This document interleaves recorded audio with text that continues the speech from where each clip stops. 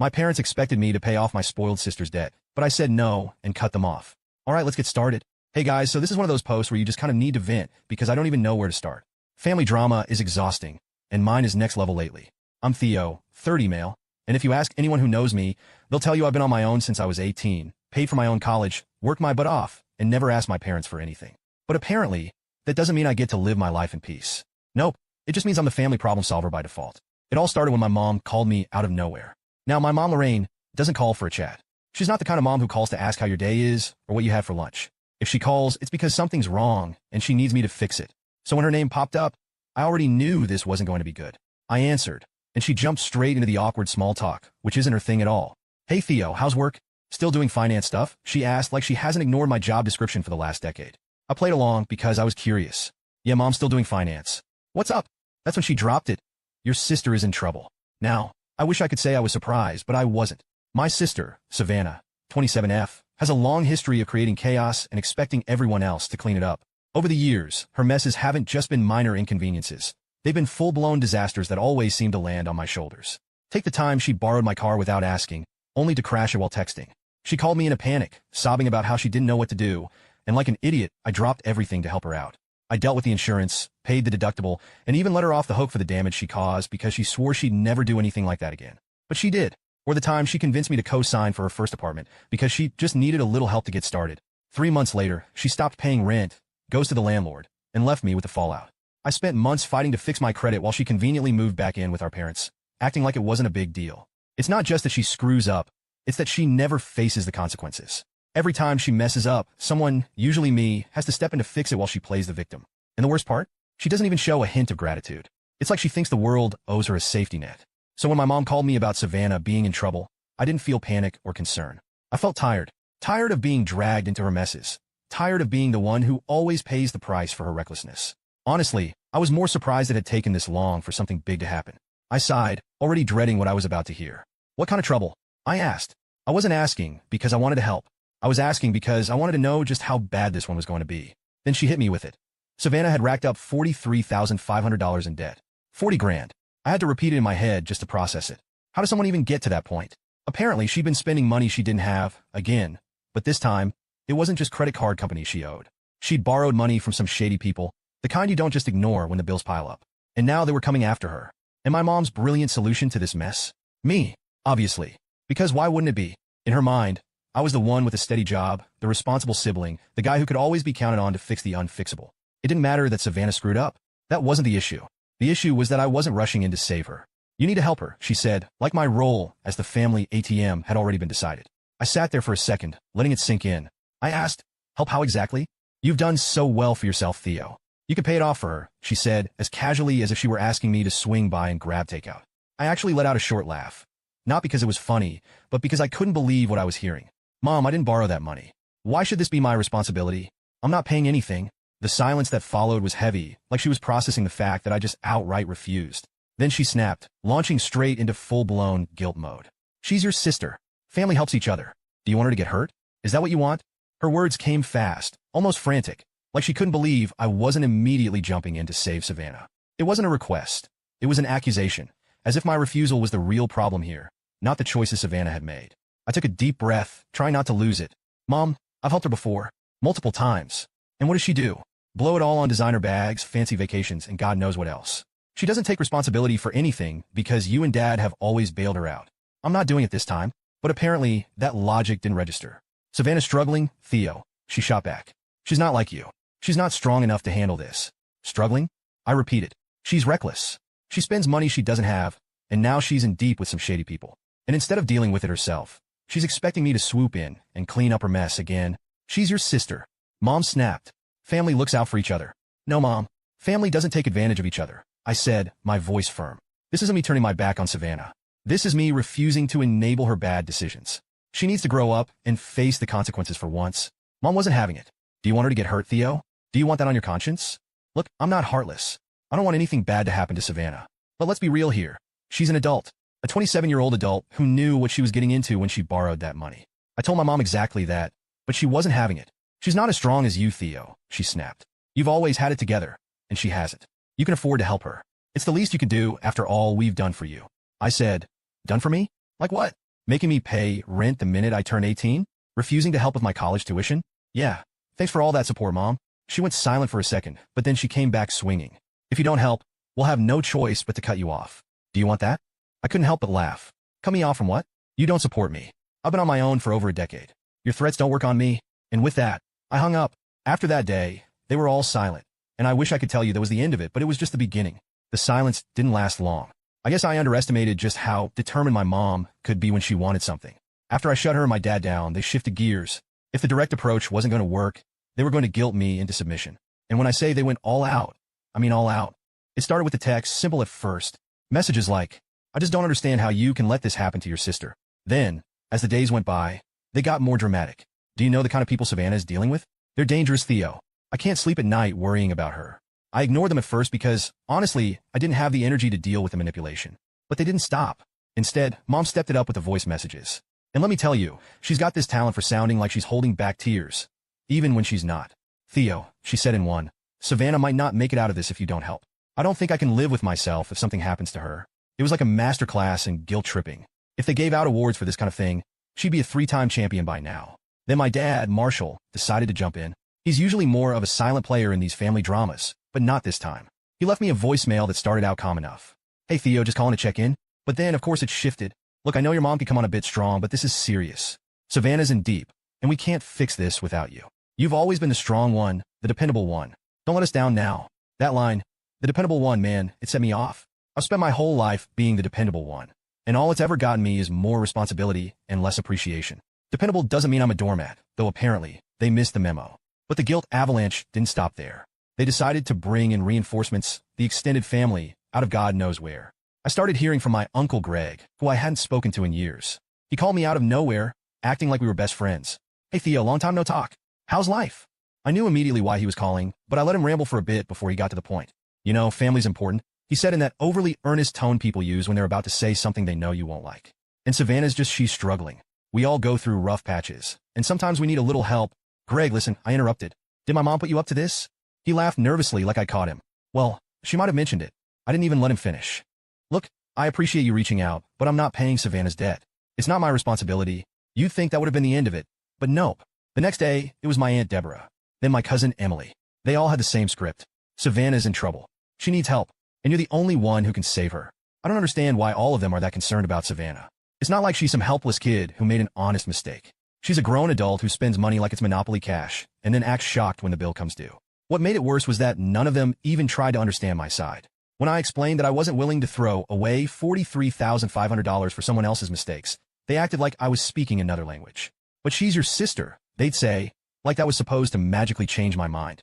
The worst part, though, was the smear campaign. My mom, in her infinite wisdom, decided that if guilt-tripping me directly wasn't working, she'd try to turn the rest of the family against me.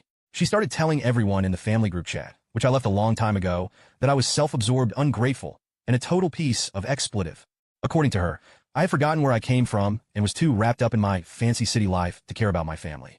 I found out about this when my cousin Ryan called me. He's one of the few family members I actually get along with. And he gave me the heads up. Dude, he said, Lorraine's been talking mad crap about you. She told Aunt Deborah that you said Savannah deserves whatever happens to her. I was furious, not because I care what Deborah thinks, but because my mom was straight up lying about me to make herself look like the victim. I told Ryan the truth, that I never said anything like that. And he believed me. Yeah, I figured she was exaggerating, he said. It's just messy, man. Messy didn't even begin to cover it. But the real drama hit when Savannah decided to jump into the chaos herself. Up until then, she'd been quiet. Not a single text or call. I thought maybe she was embarrassed for once. Turns out, she was just waiting to strike. And when she did, it wasn't subtle. She texted me one night, and it wasn't a plea, it was an accusation. I can't believe how selfish you're being, Theo. You know I'm in serious trouble, and you're just sitting there doing nothing. You're supposed to be my brother. Selfish. That was laughable coming from her. Savannah's entire life had been one big string of bad decisions, always with someone else cleaning up her mess. I didn't respond. Honestly, I didn't think it deserved one. The next morning, she upped the ante. You have the money. Stop acting like it's such a big deal. Just pay it off, and I'll pay you back when I can. Like that was somehow a reasonable solution. Like I was the unreasonable one for not handing over $43,500 to fix her screw-up. Again, I didn't bother to respond. That, of course, didn't go over well. She went full meltdown mode, sending me these long, rambling texts about how I was abandoning her and how I'd never understand what it's like to struggle. And then, just to twist the knife, she threw in, Mom and Dad always said you'd come around eventually. Guess they were wrong. That line hit different. Not because it made me rethink anything, but because it confirmed what I'd always known. This wasn't just Savannah being reckless. My parents had been hyping her up, making her think I'd always be there to fix her mess. By that point, I was over it. I stopped replying to texts, ignored the calls, and just focused on my own life. Just when I thought they couldn't sink any lower, the guilt trips, the ambushes, the smear campaigns, I realized I'd underestimated just how far they were willing to go. My parents and Savannah had played every card in their deck, or so I thought. Turns out, there was one last card hidden up their sleeve, and this one shattered any line I thought they wouldn't cross. I got a call from my bank, and just like that, everything turned into complete chaos. The bank's fraud department informed me about suspicious activity on my account. Apparently, someone had attempted to access it using forged documentation that didn't match their records. They had tried to change my contact details and withdraw funds, but the system flagged the attempt as suspicious and froze it. While the bank couldn't disclose specific details, they hinted that the documentation suggested it was someone close to me. Someone close to me. I didn't need to ask who. I already knew. Savannah. Who else could it be? The timing was way too convenient. She had just texted me about how desperate she was, and when I didn't cave, this happened. I was boiling inside. Forging documents to access my account? That's not just desperate. That's criminal. I couldn't let this slide. That evening, I drove straight to Savannah's apartment, my anger barely contained. Without a call, of course, because I was done playing nice. She opened the door. "What are you doing here?" she snapped. "You try to steal from me?" I said, cutting straight to the point. Her expression shifted for a split second before she folded her arms. "I don't know what you're talking about." The audacity. I told her, "Don't even try that, Savannah. The bank flagged your little stunt. They told me someone forged documents to access my account. Do you even realize how serious that is?" She let out an exaggerated sigh, as if I was being overly dramatic. "Oh, relax, Theo. It's not like I actually got anything." I blinked, stunned at how casually she brushed it off. "Relax? Are you seriously trying to defend this by saying you failed? You tried to commit fraud, Savannah. That's a crime." She shrugged, completely unbothered. "What else was I supposed to do? You left me no choice. You refused to help me when I needed it." I couldn't believe what I was hearing. "No choice, Savannah? You had every choice. You could have owned up to your mistakes, taken responsibility, and figured out how to fix this yourself. But instead, you thought stealing from me was the solution." She scowled. "Don't act all high and mighty. Mom and Dad said you'd never let me struggle. They told me you'd come around eventually if I pushed hard enough. I just had to wait for you to get over your little tantrum." I stood there stunned. Little tantrum? That wasn't frustration boiling in my chest. It was rage. This wasn't just her being reckless. This was years of my parents coddling her, feeding her delusions, and treating me like I existed solely to clean up her messes.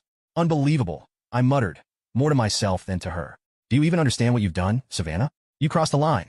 A big one." She rolled her eyes, doubling down instead of backing off. "I'm not the villain here, Theo. You are. You've turned your back on family. If you just helped me in the first place, none of this would have happened." That was it. The final straw. I took a deep breath. Not because I wanted to stay calm, but because I needed to make sure I didn't say something I'd regret later.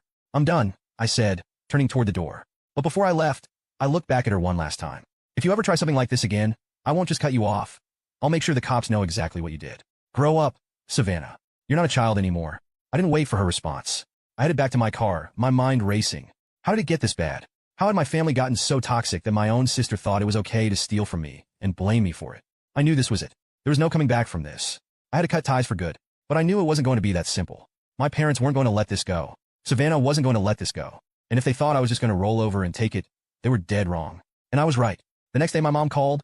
I didn't pick up, but she left a voicemail. "Theo, your sister told me what happened," she said. "I can't believe you threatened her like that. She's struggling, and instead of helping her, you're making things worse.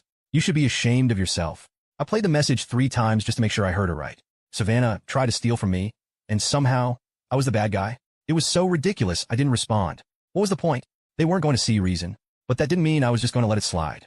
I called my bank and asked them to tighten the security on my account. Password changes, 2-factor authentication, the works. I wasn't about to give Savannah, or anyone else, another chance to mess with my finances. For a few days, things were quiet. Too quiet. But if there's one thing I've learned about my parents, it's that they don't take no for an answer. At least not the first 100 times you say it. Don't tell me in the comments that I could just say no because they do not understand it. So when I came home from work a few days later and found their car parked in my driveway, I wasn't exactly shocked. Annoyed? Sure. Shocked? Not at all. I took a deep breath, parked behind them, and sat in my car for a minute, mentally preparing myself. I knew they weren't here for a friendly chat. They weren't here to apologize or try to make amends. No, this was going to be another round of guilt, manipulation, and emotional blackmail. And honestly, I was already exhausted just thinking about it.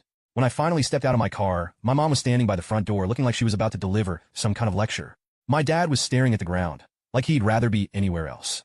The moment I got close enough, my mom said, "We need to talk." "I don't think we do, Mom." I think everything that needs to be said has already been said. She ignored me, of course. This nonsense has gone on long enough. We're your parents. Savannah is your sister. This isn't how families behave. I unlocked the door and stepped inside, fully expecting her to follow me in. And of course, she did, with Dad trailing behind her like a lost puppy. You're just going to walk away while we're talking to you? Mom snapped.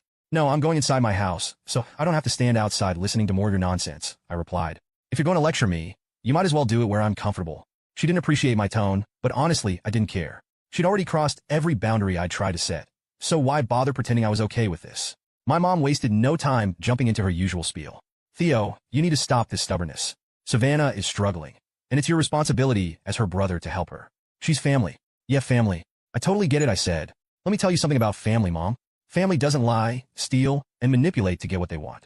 Family doesn't expect one person to sacrifice everything while someone else coasts through life without consequences. So don't come in here lecturing me about family. My dad finally spoke up. This isn't about taking sides, Theo. It's about fixing things. You're the only one who can do that. I laughed bitterly. Fix things? You mean like paying off Savannah's debt? Covering for a fraud attempt? Letting her get away with everything like she always does? Yeah, no thanks. I'm done fixing things for her. She's your sister, Mom said, her voice rising. Do you know what it would do to her if something happened? How would you live with yourself?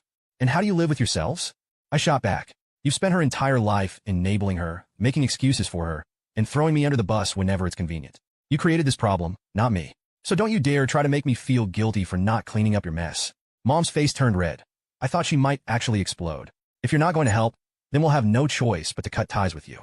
No holidays, no family gatherings, nothing. I stared at her, trying to decide if she really thought that was a threat. Mom, I've been on my own my whole life. You cutting me off is like firing someone who already quit. She opened her mouth to argue, but Dad cut her off. Lorraine, stop. This isn't helping. He turned to me, his expression softer. Theo, we just want what's best for everyone. Savannah's made mistakes, sure, but she's still family. Can't you just meet us halfway? I couldn't bear it anymore. Do you even hear yourselves? You're asking me to shell out $43,500 for someone else's mistakes. How is that halfway? What is Savannah contributing to this so-called compromise? I could feel the rage boiling in my chest, my thoughts racing faster than I could speak. Every sacrifice I'd made, every time I'd stepped up when they wouldn't, every single instance of them putting Savannah first, all of it slammed into me at once. I pushed off the counter, my movements deliberate, and walked to the door. My heart was pounding, but I kept my face calm. No yelling, no arguing. They didn't deserve that much energy from me anymore. I swung the door open wide and said, "Get out." Mom blinked, caught off guard. "Excuse me?" I said, "Get out," I repeated. "This conversation is over. You're not going to guilt me into paying Savannah's debt, and you're not going to manipulate me into feeling bad about it. So unless you have something productive to say, you can leave." Mom looked like she wanted to argue, but Dad gently took her arm. "Come on, Lorraine, let's go." She glared at me as she walked past, her voice dripping with venom. "You'll regret this, Theo. Mark my words." I shut the door behind them and stood there. It was quiet, finally quiet, but the quiet didn't last long. The whole situation had been gnawing at me, and against my better judgment, I decided to find out what was going on with Savannah. Maybe it was curiosity, or maybe I just wanted to know how far things had spiraled. I reached out to a mutual friend who still kept in touch with her, hoping they'd fill in the blanks. "What's going on with Savannah?" I asked. "I haven't heard anything since." "Well, you know." The friend didn't hesitate. "Oh, you haven't heard? It's bad. The people she owes money to aren't messing around. They trashed her car, completely destroyed it. Windows, tires, everything. She's freaking out, saying she doesn't feel safe. I should have felt something, pity, concern, something, but all I felt was exhaustion. She'd gotten herself into this mess, and now she was reaping the consequences. Of course, I knew this would only mean one thing: more pressure from my parents to step in and save her. A few days passed, and still no direct contact from Savannah or my parents. Just silence. It felt strange, like the calm before a storm. And sure enough, the storm came, in the form of a letter from a lawyer. When I opened it, I couldn't believe what I was reading. My parents were threatening legal action, claiming I had a moral obligation to support my family. They wanted me to pay Savannah's debt, and they were actually willing to take me to court over it. I couldn't believe it. After everything they'd already done, they were willing to go this far. Part of me wanted to laugh at the absurdity of it all, but mostly I just felt numb. This wasn't a family anymore. It was a battleground, and I was done fighting. What baffled me was the sheer audacity of it all. It was almost impressive. Look how ridiculous it sounds. My own parents threatening legal action because I wouldn't clean up Savannah's $43,500 mess. It was like they'd thrown out any remaining pretense of being a family and replaced it with outright hostility. I didn't need to think twice about what to do next. The first call I made was to my lawyer, who thankfully has a good sense of humor. When I explained the situation, he chuckled and said, "Theo, they don't have a leg to stand on. Let them file if they want. It'll get laughed out of court." Sure enough, nothing came of their threat. But it was a reminder of how toxic they were, and it only reinforced my decision to go no contact. They had burned every bridge, and there was no coming back from that. Knowing they were willing to go that far was enough for me. I realized I couldn't keep this door open anymore, not even a crack. I've been holding out some tiny shred of hope that maybe, somehow, we could fix things. But this was the last straw. I blocked my parents' numbers that same day. No calls, no texts, no voicemails. I went through my social media and blocked them there too. While I was at it, I did the same for Savannah. If they were going to treat me like an enemy, then I'd treat them like strangers. I also had to tell the extended family what had happened. I knew my parents would spin the story to make me look like the villain, and I wasn't about to let them get away with it. So I called up my cousin Ryan, one of the few family members I actually trust, and laid everything out. "Dude," Ryan said after I finished explaining. "That's insane. They seriously try to sue you?" "Not yet," I said. "But they're threatening to. I wanted to give you the heads up because I'm sure they're going to start spreading lies about me." "Don't worry," Ryan said. "I've got your back. And honestly, good for you for cutting them off. They sound toxic as hell." That conversation gave me the confidence to reach out to a few other relatives. Some were supportive, like Ryan, but others, not so much. My Aunt Deborah, for example, was firmly Team Lorraine. "Theo, they're your parents," she said, as if that somehow excused everything they'd done. "You can't just walk away from them." "Yes, I can," I said firmly. "And I have. They've crossed every line imaginable, and I'm not going to let them keep dragging me down." I knew Deborah thought I was some kind of disappointment. She said, "Family is family, Theo. You'll regret this someday." "Maybe," I said, even though I didn't believe it. "But for now, I'm choosing peace." And peace was exactly what I got. Only for a few days, though. Because, of course, about a week after I blocked them, I got a call from an unknown number. Against my better judgment, I answered. "Theo," came my mom's voice, sharp and accusatory. "You blocked me." I sighed, already regretting my decision to pick up. "Yes, Mom, I blocked you." "Why? Why would you do that?" she demanded, as if the answer wasn't glaringly obvious. "Because I'm done," I said. "I'm done with the manipulation, the guilt trips, the lies, the demands. I'm done with all of it." She scoffed. "You're being ridiculous. Do you really think you can just cut us out of your life like this?" "Yes," I said simply. "I can and I have." She tried to argue, of course. She called me selfish, ungrateful, heartless, the usual. But I didn't take the bait. I just calmly repeated that I wasn't interested in continuing this conversation and hung up. Then I blocked the number. After that, I doubled down on the no-contact plan. I told Ryan to let me know if my parents or Savannah tried to reach me through him, but otherwise, I didn't want to hear anything about them. And for the most part, he respected that. Every now and then, though, he'd slip in an update. Months passed, and the longer I stayed no contact, the more I realized how much I'd been missing out on without the constant drama. I had so much more time and energy to focus on the things that actually mattered. Of course, there were still moments of doubt. Every now and then, I'd hear a voice in the back of my head saying, "What if they're right? What if you were being selfish?" But then I'd remind myself of everything they'd done, everything I'd endured, and the doubt would fade. Up until now, I didn't know what had happened to Savannah. Recently, I got another call from Ryan. "Hey, just thought you want to know. Savannah filed for bankruptcy." I paused for a moment, letting the news sink in. "Well," I said finally, "maybe now she'll learn to take responsibility for her actions." "Maybe," Ryan said, though we both knew it was unlikely. Savannah wasn't exactly the learn from your mistakes type. As for my parents, they kept up their smear campaign for a while, but eventually it seemed to fizzle out. I guess even their most loyal supporters got tired of hearing the same story over and over again. By the time the holidays rolled around, I felt some kind of relief because I knew I wouldn't have to spend Christmas pretending everything was fine when it wasn't. Instead, I spent the holidays with friends, my chosen family, and for the first time in years, I didn't feel like I was walking on eggshells. I could just be myself without the constant weight of my parents' expectations or Savannah's demands dragging me down. Cutting them off wasn't easy. It was one of the hardest decisions I've ever made. But looking back, I know it was the right one. Sometimes, you have to walk away from toxic people, even if they're family. And while it's not always easy, it's worth it. I still get the occasional update from Ryan, though I've made it clear I don't want to hear much.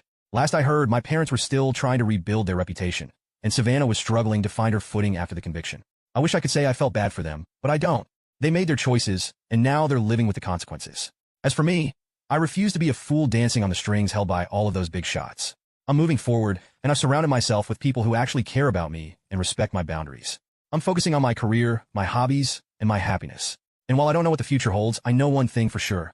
I'll never let anyone, family or not, drag me down again.